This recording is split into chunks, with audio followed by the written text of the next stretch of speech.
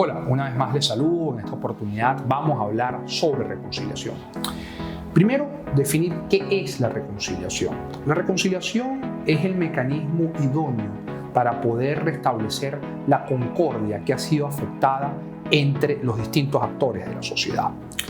La reconciliación ha sido el esquema que por lo general se ha implementado después de las sociedades en conflicto para que se pueda llegar a un acuerdo de convivencia y establecimiento de la paz. Pero al igual que los esquemas de diálogo, la reconciliación debe contar con la voluntad de las distintas partes.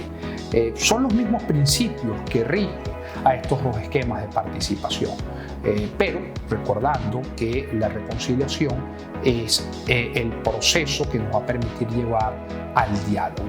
Debemos entonces primero elaborar un esquema de reconciliación. Algo fundamental es que la reconciliación, y así lo establecieron 60 expertos en esta materia que se reunieron en el año 2005 en la ciudad de Berlín para poder discutir sobre esquemas de reconciliación e intercambiar experiencias, en la cual llegaron a una conclusión: no existe ni un concepto establecido para todos de reconciliación. Incluso en muchos países del mundo el término de reconciliación no es el más adecuado.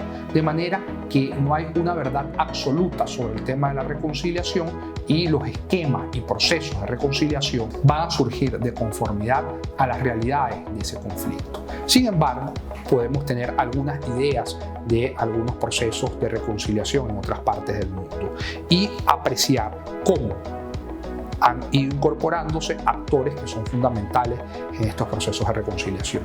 Un caso es el caso alemán. Alemania ha pasado por distintos conflictos en su historia, y en esos conflictos que ha pasado han tenido que acudir en varias oportunidades a los esquemas de reconciliación. Después de culminada la Primera Guerra Mundial, después de culminada la Segunda Guerra Mundial y después que cayó el muro de Berlín, se tuvieron que implementar esquemas de reconciliación para que la sociedad alemana pudiese convivir y se pudiese establecer la paz. Y incluso en esta sociedad cada esquema de reconciliación fue distinto. ¿Y por qué fue distinto? Porque dependió muchísimo de las realidades del conflicto. Por ejemplo, en la Primera Guerra Mundial se suscribió el Tratado de Versalles, que era un tratado para la paz. Pero este tratado para la paz adolecía de un problema, y era que Alemania fue excluida del tratado. Y recordemos que en todo proceso que procure establecer la paz y que procure que las partes puedan restablecer la concordia que ha sido fragmentada, se debe incorporar a el agresor, ya que de lo contrario se va a afianzar el sentimiento de odio y resentimiento a esa parte que ha sido excluida. Ningún proceso de paz va a ser exitoso si no se sientan todos los sectores a poder llegar a un acuerdo, tanto los que han sufrido como los que han ocasionado ese sufrimiento. Por eso es que a la vuelta de un par de años se origina la Segunda Guerra Mundial, y se origina precisamente porque es que el Tratado de Versalles fue un tratado desproporcional, fue un tratado que no entendió que para poder suscribir la paz se debe incorporar a la mayor cantidad de actores posibles, y así deben ser los esquemas de reconciliación. Los esquemas de reconciliación deben incorporar a todos los actores de la sociedad.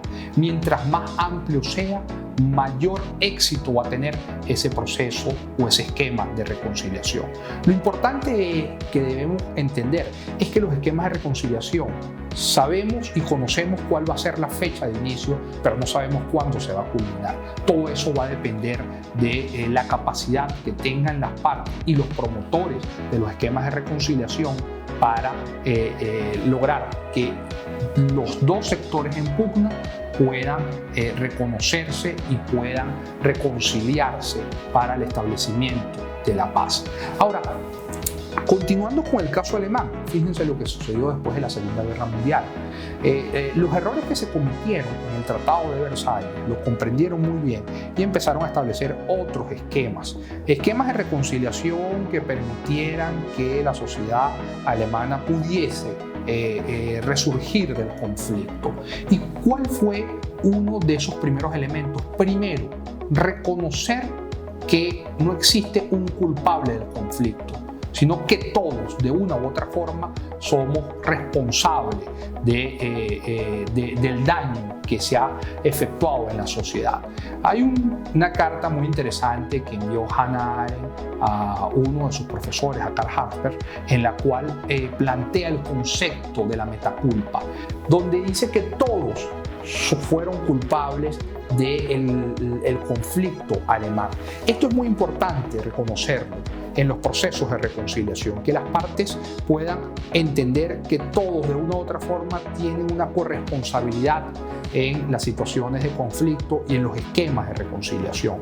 Esto va a ser una piedra angular para que se puedan establecer esquemas de reconciliación exitosos, sobre todo porque vamos a reconciliarnos con nosotros mismos, y este es el primer paso. Lograr que el ciudadano pueda reconciliarse con su pasado y no lo rechace, como sucedió durante el posconflicto, después de la Segunda Guerra Mundial, donde las personas no reconocían lo que sucedió durante el Holocausto alemán y negaban la historia, y tenían entonces un problema de identidad, que este problema de identidad los llevó a no reconocer que fueron culpables de una situación grave, y al tener un conflicto de identidad no les va a permitir desarrollarse con plenitud en la sociedad, no les va a permitir incorporarse en la dinámica de la participación, ya que no tienen un elemento sobre el cual ellos puedan anclarse y sentirse orgullosos de estos procesos. Es importante que el pasado no se convierta en un tormento para los procesos de reconstrucción de las heridas que se han creado a través del conflicto. Se debe reconocer que se cometió un error, y la sociedad debe entender que de una u otra forma falló en sus procesos de relacionarse con los distintos sectores, porque esto le va a permitir la posibilidad de buscar un nuevo elemento de identidad sobre el cual puedan anclarse y puedan reconstruir la concordia. Pero si tenemos un conflicto con el pasado y con la identidad, no será posible que las partes puedan sentarse en procesos de reconciliación para la reconstrucción de la concordia. De hecho, muchos autores, en el caso alemán, colocaron como ejemplo que Francia u otros países de Europa podían anclar su identidad a su pasado, se sentían orgullosos de su pasado, y este orgullo les permitía seguir construyendo la sociedad. Pero en el caso alemán no sentía orgullo de su historia, de su pasado, y necesitaba construir una nueva identidad. Pero ¿cómo se iba a construir una nueva identidad sin un referente positivo, si estaban en conflicto con su pasado? Bueno, simplemente reconociendo que cometieron un error para poder reconstruirlo, para poder subsanar ese error que cometieron como sociedad. Y surgen algunas ideas muy interesantes que permitieron la reconstrucción de la identidad para después poder elaborar los esquemas de reconciliación, que es lo que se llamó el patriotismo constitucional. ¿Qué se hizo después de la Segunda Guerra Mundial? Fundamentalmente se trató de construir una institucionalidad ejemplar, una democracia sólida, una estructura de Estado que sirviese como ejemplo, y se basó todo en la Constitución. La Constitución fue el punto de partida para crear una identidad a partir de la ejemplaridad democrática y constitucional alemana, para que el alemán pudiese sentirse orgulloso nuevamente de ser alemán y poder seguir evitando ese conflicto con el pasado. Estos son algunos ejemplos fundamentales de los procesos de reconciliación vistos desde el caso alemán, que es un ejemplo fundamental debido a la cantidad de conflictos que ha tenido en su sociedad. Pero también es importante que desde las instituciones del Estado, este gobierno de transición que va a estar estableciendo los procesos de reconciliación, se puedan establecer elementos para que el tema, es decir, lo que sucedió, el conflicto, la crisis que se vivió, se discuta en el espacio público. Ese era otro de los problemas que se tenía en Alemania después de la Segunda Guerra Mundial. Las personas no querían hablar de Hitler, no querían hablar del holocausto alemán. Y esto trae como consecuencia que al no hablar de ese conflicto, al no interiorizarlo, al no reconocer que cometieron un error, puede resurgir esta situación en las nuevas generaciones. Y es por eso fundamental que se puedan llevar al espacio público estos procesos de diálogo, que se pueda discutir sobre lo que sucedió durante la Segunda Guerra Mundial, que se pueda discutir el holocausto alemán. Era fundamental y de hecho así sucedió. Se iniciaron la creación de fondos para la promoción de películas referentes al caso alemán. Se llevó a las escuelas públicas y al pensum de estudio lo que sucedió durante la Segunda Guerra Mundial. Se promovieron iniciativas culturales en las que los alemanes de manera simbólica pedían disculpas a los judíos para que entonces existiese nuevamente ese proceso de reconciliación entre estos dos sectores en pugna. Y hasta el día de hoy se continúa desarrollando estos actos simbólicos.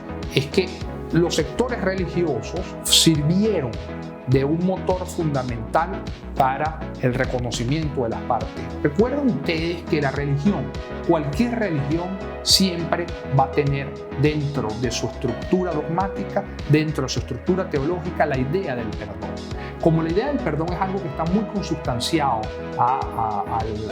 al mundo religioso, los actores religiosos, indistintamente de la religión a la cual se pertenezcan, siempre van a promover la idea del perdón. Por ejemplo, en el caso de la Iglesia Protestante Alemana, se han organizado durante varios años y hasta en la actualidad se siguen organizando actividades simbólicas en las que los hijos de militares del ejército alemán que cometió el genocidio pide perdón a los hijos de las víctimas del holocausto. Estos elementos simbólicos son fundamentales que se promuevan en la sociedad y no solamente desde la religión, sino desde el punto de vista institucional. Por ejemplo, vemos dos procesos fundamentales en la historia alemana: Adenauer pidiendo perdón a los judíos por lo que sucedió durante la Segunda Guerra Mundial y otros personajes políticos de alta envergadura que también han pedido perdón en Israel propiamente, en el Estado de Israel. Estos procesos simbólicos deben estar acompañados de esquemas de no repetición. ¿Y cuáles son esos esquemas o esas estructuras para evitar que el conflicto pueda resurgir? Bueno, en principio, acordar comités, y esto es algo que ha sucedido no solamente en el caso alemán, sino en el caso colombiano, que es un caso reciente, es la conformación de comités para la reconciliación. ¿Y qué buscan estos comités para la reconciliación? Que estén constituidos por distintos actores, pero los protagonistas van a ser las víctimas y el victimario. Y en el seno de estos comités para la reconciliación, ellos podrán llegar a acuerdos mínimos de convivencia. La Fundación para la Reconciliación, que es una organización colombiana, ha establecido que los procesos de reconciliación son graduales, deben medirse en una escala y se le debe hacer seguimiento. Para esta fundación son 3 las escalas que van a ir llevando a que se pueda establecer un ambiente de paz y de concordia. El primero es la reconciliación en coexistencia. ¿Qué significa esto? Que las partes en conflicto deben suscribir un pacto de no agresión.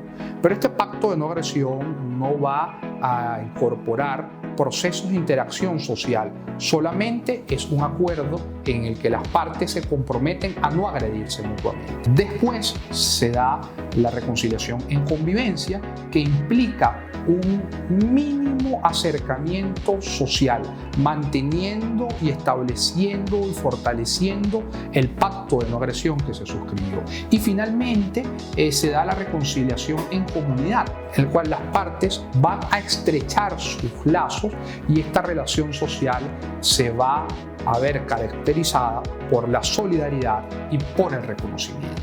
Es muy importante también tener en cuenta que existen distintos acercamientos a la reconciliación desde distintas ópticas. Existe una óptica minimalista, una óptica fundamentalista y una óptica de la reconciliación desde la democracia.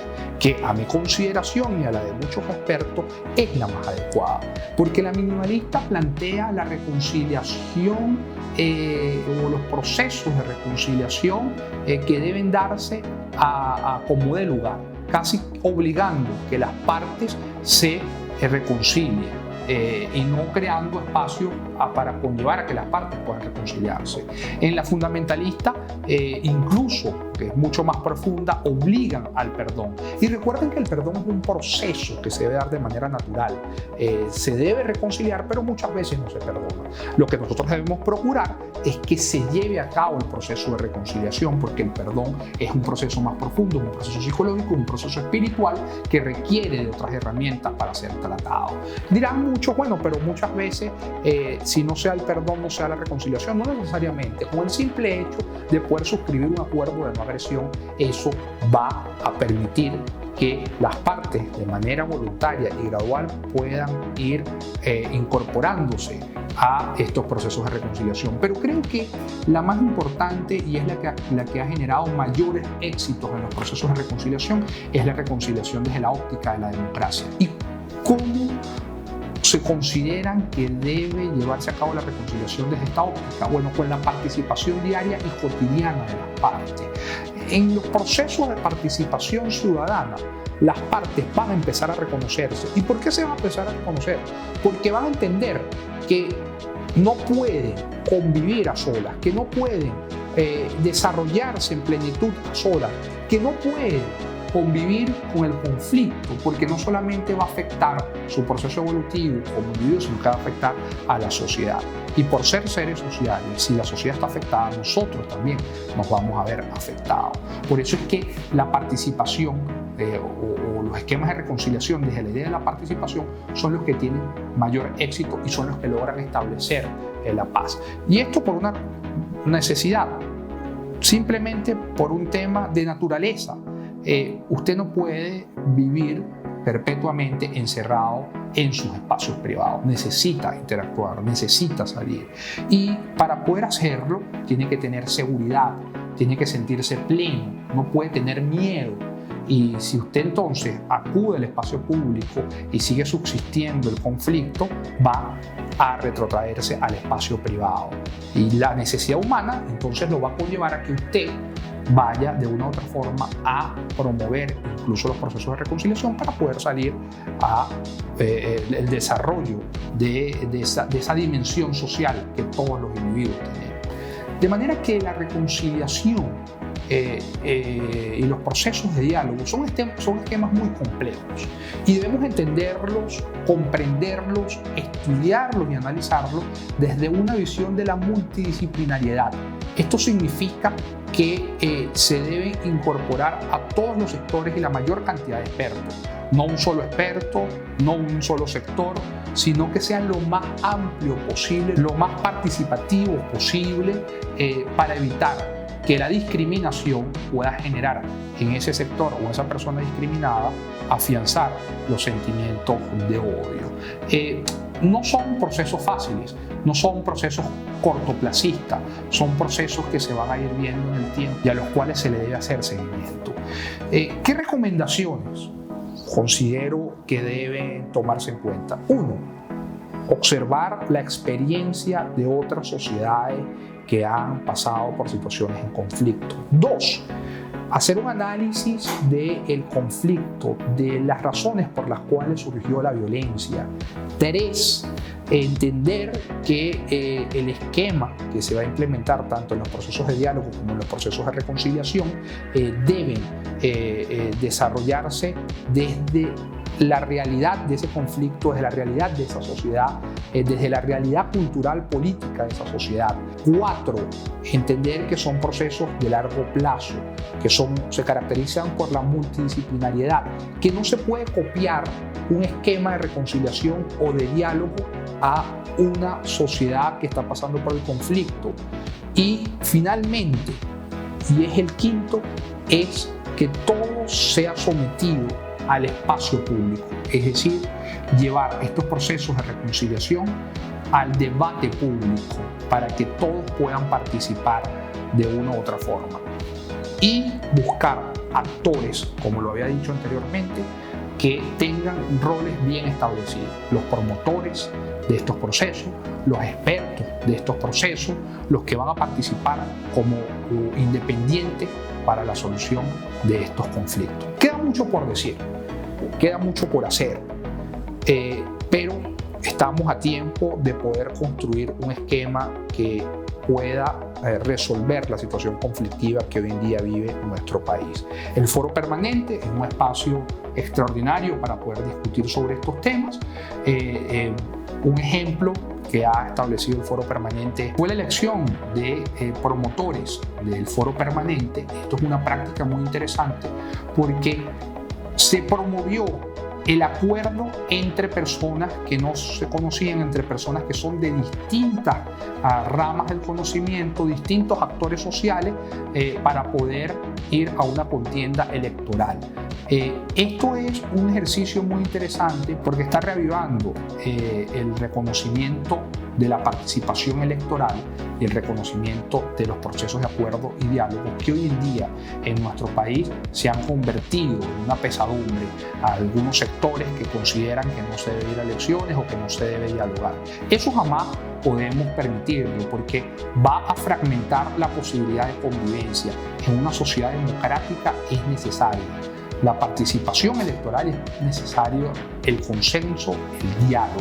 Si nosotros no entendemos esto, el conflicto va a seguir creciendo a un punto en el que no vamos a después poder establecer un esquema de reconciliación que pueda atender la ruptura entre las partes. Por eso es muy importante que siempre se reconozca la importancia del diálogo y de la participación ciudadana.